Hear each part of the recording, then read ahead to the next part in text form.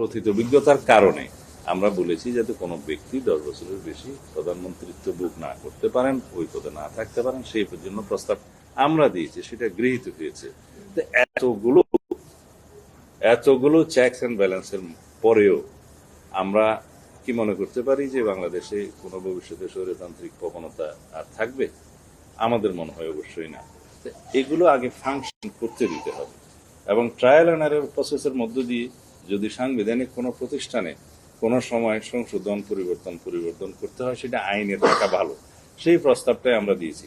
হয়তো অনেকে miss interpret করতে পারে যে আমরা সবকিছু সংবিধানে আনতে দিতে চাচ্ছি না কেন।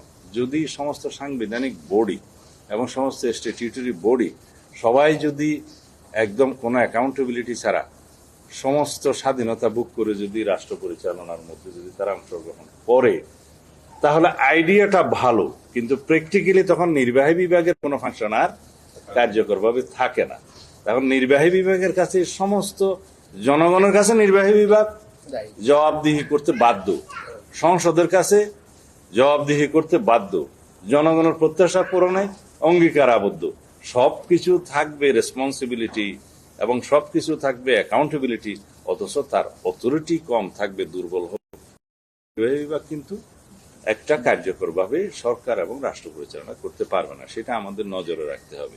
সেই জন্য রাষ্ট্রের কোনো অঙ্গকে দুর্বল করে অন্য অঙ্গকে শক্তিশালী করে সেখানে ভারসাম্যমূলক কোনো সরকার ব্যবস্থা রাষ্ট্র ব্যবস্থা প্রতিষ্ঠা হয় না। আমরা চাই যে রাষ্ট্রের সকল অঙ্গ তার সাংবিধানিক এখতিয়ারের মধ্যে থেকে, তার কনস্টিটিউশনাল লিমিটের মধ্যে থেকে, নিজ নিজ গণ্ডির মধ্যে তারা সম্পূর্ণ স্বাধীনভাবে তাদের দায়িত্ব পালন করবে। কোনো অঙ্গ আরেকটি অঙ্গের মধ্যে নাক গলাবে না বা তা আরেকটা অঙ্গের ভিতরে হস্তক্ষেপ করবে না, কর্তৃত্ব খাটাবে না। সেই ব্যবস্থাটাই হচ্ছে ভারসাম্য ব্যবস্থা। আমি সবসময় বলি যে এই 3 অর্গানকে অতি অবশ্যই চেকস অ্যান্ড ব্যালেন্সের মধ্যে এবং হারমোনিয়াস কোঅপারেশনের মধ্যে একটা ব্যালেন্স সরকার এবং রাষ্ট্র ব্যবস্থা প্রতিষ্ঠা করতে হবে। তাহলেই পরে আমরা প্রকৃতপক্ষে শক্তিশালী গণতান্ত্রিক ব্যবস্থা প্রতিষ্ঠা করতে পারবো এবং জনগণ সেই গণতান্ত্রিক অধিকার এবং সাংবিধানিক অধিকার ভোগ করবে, রাষ্ট্র এগিয়ে যাবে। সেই উদ্দেশ্যেই আমরা এই সমস্ত প্রস্তাবগুলো দিয়েছি। তৃতীয় ইস্যু ছিল আজকে নারী আসন সংক্রান্ত।